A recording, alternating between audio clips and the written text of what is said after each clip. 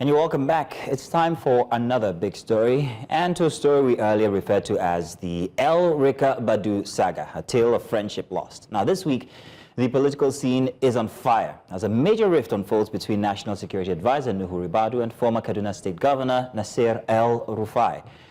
What started as subtle political jabs has escalated into a full-blown war of words, with accusations flying over power struggles, alleged betrayals, and future presidential ambitions. At the center of the dispute are claims that El-Rufai is being politically sidelined, possibly over his strained relationship with President Bola Tinubu. The former governor has reportedly expressed grievances about his dwindling influence within the All Progressives Congress, while Ribadu has dismissed the controversy, saying he is too busy to engage in political squabbles. Meanwhile, the APC has also hit back at El-Rufai, accusing him of undermining the president and the party. With the 2027 elections approaching, many analysts see this as part of a broader power play that could define the future of political alliances in Nigeria. And so to help us break down this high-stakes showdown, we're joined by Cheta Nwaze. He's a chief analyst at SBM Intelligence. He's going to provide a bit of expert insight into the shifting power dynamics and what this means for Nigeria's political future. Cheta, thank you so much for joining us. Thank you for having me. Now, I would like to set precedents. I think it's very important that to set precedents in this conversation. A lot of people, for the newbies in the Nigerian, who are just getting interested in the Nigerian political landscape, because some persons only got interested in Nigeria thanks to the obedient movement, true or false, from 2023. So just to give us a bit of insight, or just a bit of history here, in terms of El-Rufai, Ribadu, and all that's going on. What triggered this recent political spat between these two individuals? The direct trigger of this is would be something that happened in 2023 when Nasir El-Rufai was nominated to be Minister of Energy Resources, which everybody guessed would have made him super minister, responsible for not just the petroleum ministry, gas, electricity. So he would have been the most powerful minister in Nigeria. And then when it was time for his nomination in front of the Senate, his confirmation hearing, a memo came from the Office of the National Security Advisor. That happens to be Nuhu Ribadu, his erstwhile friend. And on the strength of that memo, El-Rufai's nomination and everything was basically scuppered. So he, in many, you can say that he threw his toys out of the pram. He had built his team and had actually put in a lot of work towards what he intended to do as minister of this putative ministry. So he took his team to meet the president, made recommendations, presented what they had done, and then basically walked away. So basically, it's a tale of, as you said, Ribadu. It's a tale of a friendship gone sour, which kind of happened with me and this man once upon a time. Oh, Cheta, let's stop bring that. So, El-Rufai and Nuhu Ribadu worked together under Obasanjo back in the day. El-Rufai was Minister of the Federal Capital. Nuhu Ribadu was the first chairman of the EFCC. But years down the line, under the government of Buhari, El-Rufai was governor of Kaduna, but was still quite influential within the federal cabinet. And Ribadu found himself frozen out. And many people that I've spoken with said that Ribadu blames El-Rufai for that and has not quite forgiven El-Rufai. So what happened with El-Rufai's nomination was basically Ribadu's payback. That is the story. Now, one of the problems with political analysis in Nigeria is that many of the actors do not write any memoirs except to praise themselves. So we never get the true story. Some people will write to praise themselves, and some people would say that that they have to focus on national security, so they cannot respond. So we only get half of the story. Regarding that national security that you have just talked about now, Nasir El-Rufai and Ribadu here, they have been claims that he has been seen as a loose cannon, especially when you take note of Who has been seen as a loose cannon? That's El-Rufai. Okay. Has been seen as a loose cannon, and it's a national security risk, let's put it that way. How true are these, especially when you look at his influence when it came to the 2023 elections and the things that were said about international observers, if I'm not mistaken, and all of that? How much credibility or credence can be given to that? Again, it depends on the way you want to spin it. You can take, there's some credence to it. Remember, El-Rufai made a statement about European observers being put in body bags during one of the electoral cycles. I think that was in 2019, not 2023. Okay. And that's, however, when you spin it, people will look at that in a very negative manner. This is, especially considering the fact that at the time he was governor of Kaduna, there was a lot of violence in southern Kaduna, which is something that will continue to hurt El-Rufai for the rest of his political life. That's violence in southern Kaduna during his stewardship.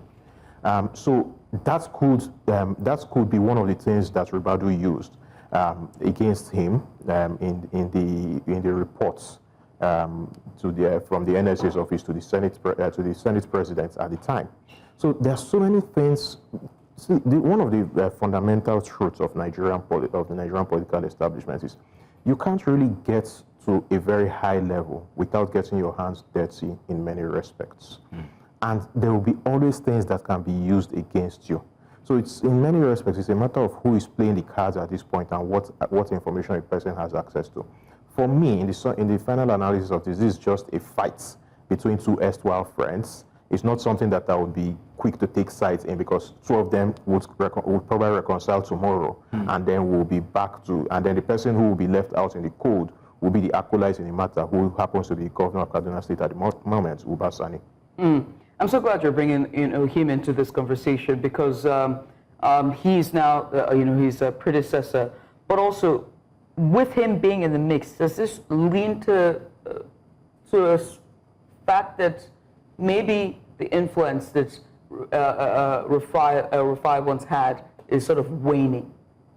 So it's a classic Nigerian post-government thing, where many people, when they are governors, try to impose someone on the party as their successor in the kind of hope that they would maintain influence afterwards, and then they fall out after that. I think the only person in our post-1999 history that has successfully retained influence over his successors has been the current presidents.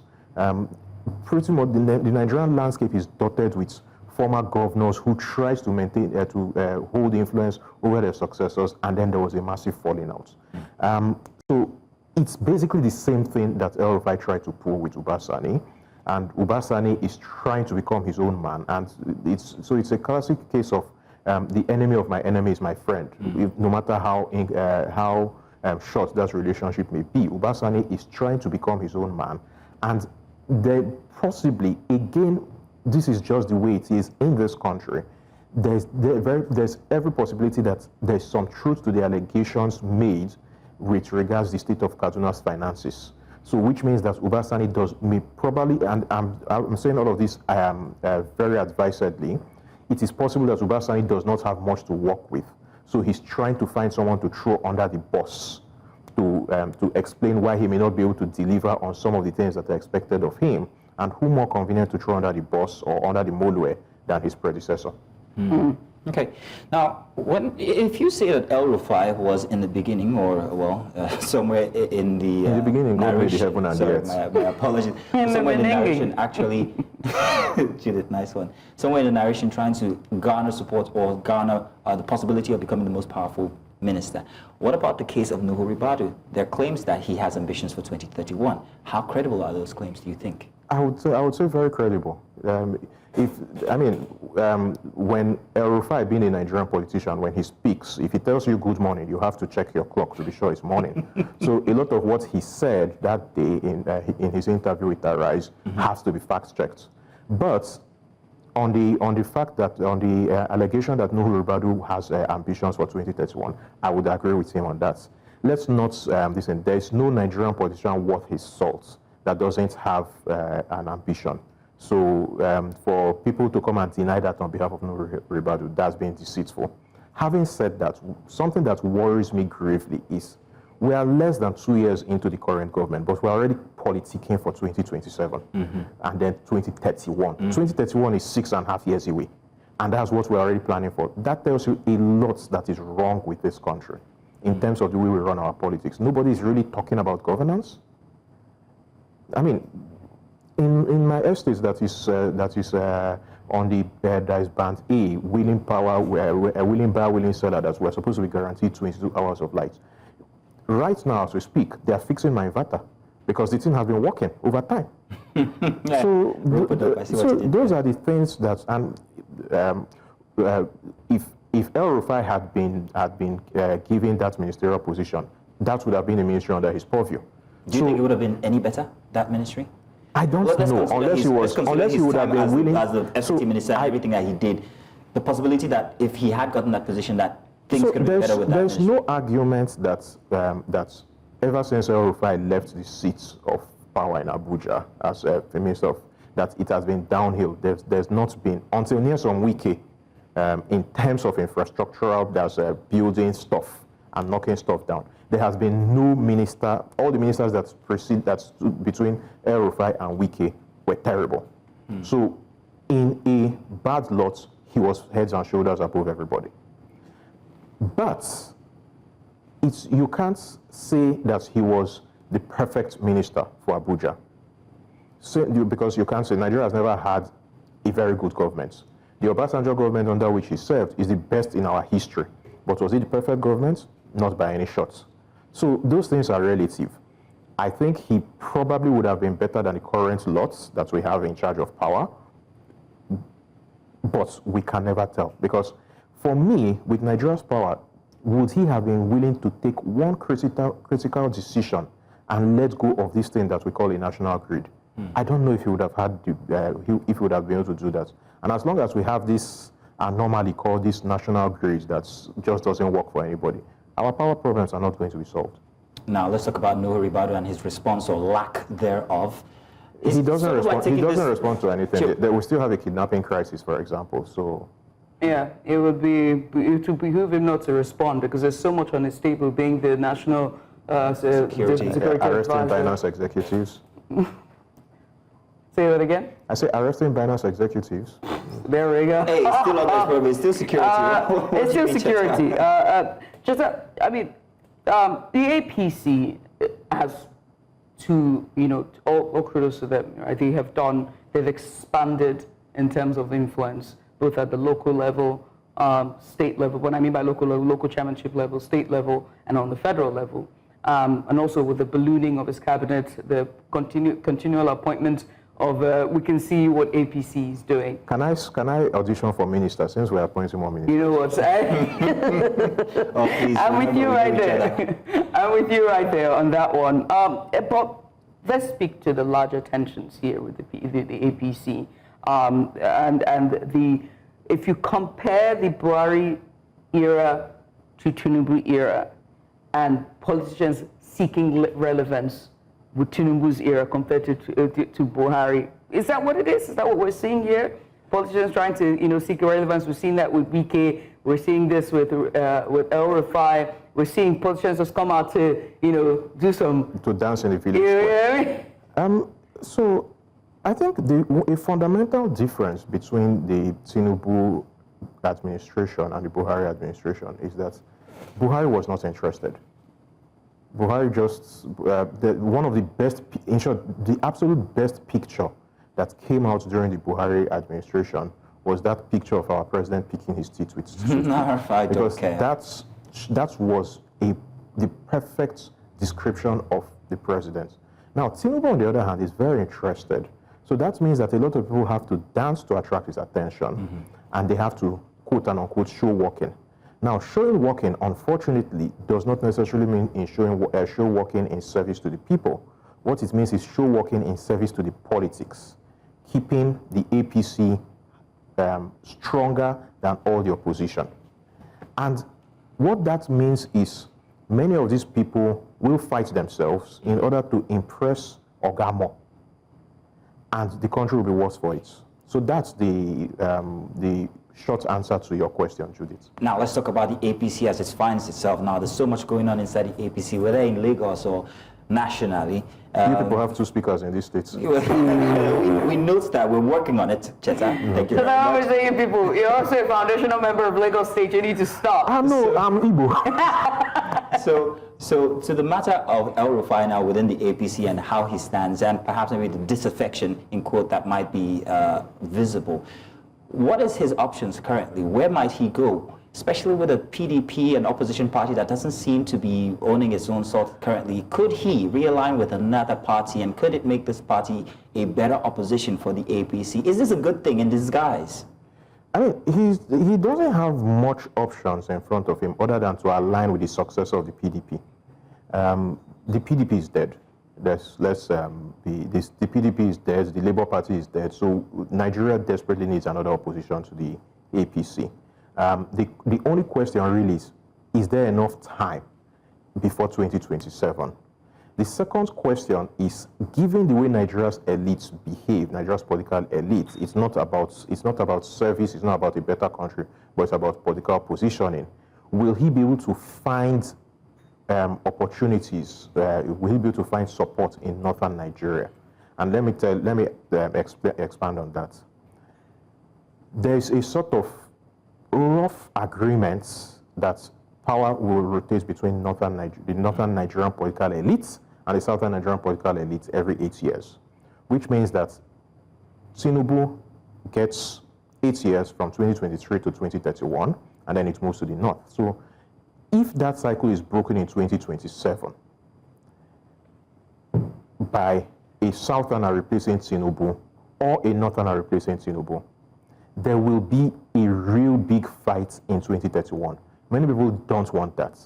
Many northern politicians will probably be more comfortable with holding their noses and supporting Tinubu for a second term, so that they know that in 2031, it will be going back to them.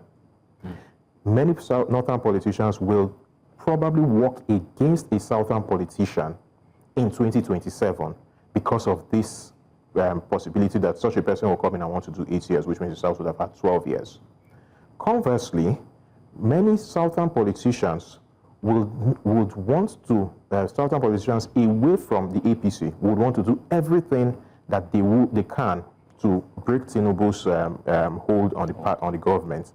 And then, thirdly, the question is, will an El-Rufai be happy to play second fiddle to somebody else? Let's random southern politician, your former state governor, Ifeanyi Okowa. So Cheta, basically what you're saying is that even within the APC, there are 2 different bodies. Because what you're painting here you're saying 2, that's conservative. I think it's more like 6. Let's start with 2 for now. But here you see a Buhari influence inside of the entire dynamics here, where they are fighting for relevance in an APC Tinubu-led structure. Am I correct? Is that what it is? Yes. Basically, Nigerian political parties, for the most part, are not political parties in the traditional sense. They are special purpose vehicles for seizing and maintaining power. So if that utility runs out, if that party cannot seize and maintain power, and that's what we're saying with the slow decline of the PDP. The PDP has been unable to wrest back power. It's going on, it's 12 years now, going on 16. So people are jumping ship to where power resides. Now, if the emerging opposition to the president is able to coalesce and is able to seize power, people will jump ship, because these are not men of principles. These are men who are after power for the sake of wielding power. Right. We've seen, you rightfully put PDP, right? And when PDP were in power for the 16 years that they were, we saw a metamorphosis of what is now APC. You know, the AC continued to metamorphose. There was coalition and, you know, convergence that now formed the APC. With this rift in the APC that you just stated, whether 2 or 16, are we going to see a sect of it move out and form sort of a merge with a surviving PDP to get a coalition ahead of 2027? I don't see that. I don't see it happening ahead of 2027, but ahead of 2031, it's a very strong possibility. And do you see? Now there will be disaffected elements ahead of 2027. there will be an opposition in name ahead of 2027. I don't see them making a dent for a lot of the reasons I have stated earlier. But by 2031, there will be that voice will be much stronger. Much stronger. Do you think that all of this that El-Rufai is doing is sort of starting himself to be a voice for the North? That's the positioning he's trying to take. That's the position for 2031. Possibly for 2027. 20 so soon? Possibly for 2027. Explain why exactly, please. I'm interested in it. Yeah, because he can't stay out in the wilderness for so long. Or lose relevance, as it's already happened. With a political animal such as Bola Tinubu, you cannot be in the wilderness for that long. 4 years is a long time. And we're talking of 6. So if you look at the chess moves, he will have to make a play very soon. On that chessboard now, who's at the most advantage? El-Rufai, Nuhu, Ribadu. Your take. Ribadu, why? He's one who is close to the levels of power. He's still in power. And if there's one thing that you will give the Tinubu apparatus, they know how to wield power. Wow. What would be a strong power block? What's your predictions? You have watched the news, you have seen politics, you've seen the changing tides in our political narrative and the landscape. What would be a strong political? What's something that you think our viewers should look out for? Depends on how you define political power blocks. Is it based on regions? No, in terms of like the mergers, what you see like in terms of figures that would most likely come together and form a merger. So definitely people who are still who will remain loyal to the Tinubu apparatus, and then friends who will coalesce behind either likely Ribadu or the current vice president. The current vice president? Yeah, he's still vice president, so he could get involved, but it's going to be I think it's going to be from the northeast. It's going to be from north. So basically, we're not looking at a system where another party is actually going to topple the APC, or it's going to be from inside. It's like it's going to be from inside. Yes. Yogurt eating itself from the inside. That's the way I see it. I don't see another party toppling the APC at least until 2031, not in the next election cycle. Oh, and PDP is done and gone. Where is PDP? Or what is it? What is a PDP?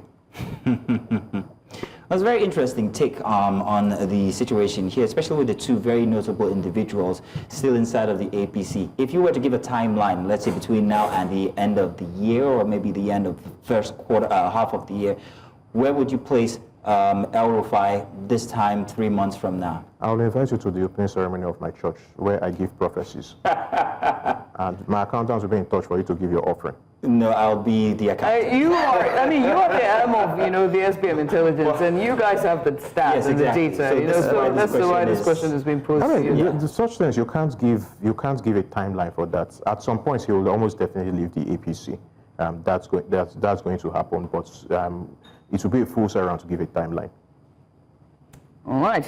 I mean, it's now that you're here, now that we have you here, we know we're talking about two elements, two individuals and personalities, El-Rufai and Ribadu. But let's talk about Ribadu away from the rift between them, away from our political narrative and landscape and all that's happening. Security. As Ribadu dawned, as we head to a second year of this administration. As we head to the third year of this administration. Rather, as we finish second year, going to the third year, because we finished second, math, forgive me. They're going to the third. Maths. I did well. Please, don't do that. Going to the third, right? We're getting into the second ministerial scorecard series. Ribadu isn't a minister. Though not a minister, but still the national security, I think he has done poorly as national security advisor. I mean, you have to calculate. If you want to drive from here to, say, Mina, you have to calculate, because anything can happen on the roads. Right. In Nigeria's geopolitical environment, with Niger and our general milieu, we've not come out smelling of roses. All of that is the national security advisor's job. So if our internal security is found wanting, and our influence outside in our geopolitical neighborhood is also wanting, then how can you give him? You can't give him a pass mark. So can you construct an instance how this will influence his ambition for 2031, as you allege, or as people allege that he might have interest in the presidency? No. You cannot, period. I can't. For example, Nigerian politics is cash and carry. So if he manages to build the war chest, which people are alleging that he's trying to build, which would include who? War chest is money.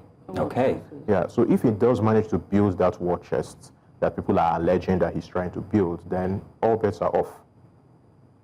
It's a very interesting conversation here. I do believe I'm out of questions because you have actually answered all my questions. I mean, the truth of the matter, do you think that he can, you're saying, a war chest in terms of, because the elections is cash and carry, right? But again, there has to be some level of interest. We saw popularity. Can he win the popularity vote? That's what I'm trying to say here. Can he win the popularity vote with even though with My answer to that question is, does the popularity vote really matter? At least so that you can show that he did not buy it, allegedly. I have been in elections in this country where people bought the votes in my presence, and somebody sat me down, and I've written about it. The elections that brought Willie Obiano to power in Anambra State, I was there when money changed hands and people went to line up behind Apuga. And then when I tried to explain to somebody that you are selling your votes, the guy sat me down and educated me properly as to why I was very foolish. So what are we saying? Cheta, I want to say thank you very much for giving us a very entertaining yet very, very critical and academic look from your viewpoint of the situation between the two individuals, men of power within the APC, and that's El-Rufai and Nuhu Ribadu. Thank you very much, Cheta. Thank you for having me.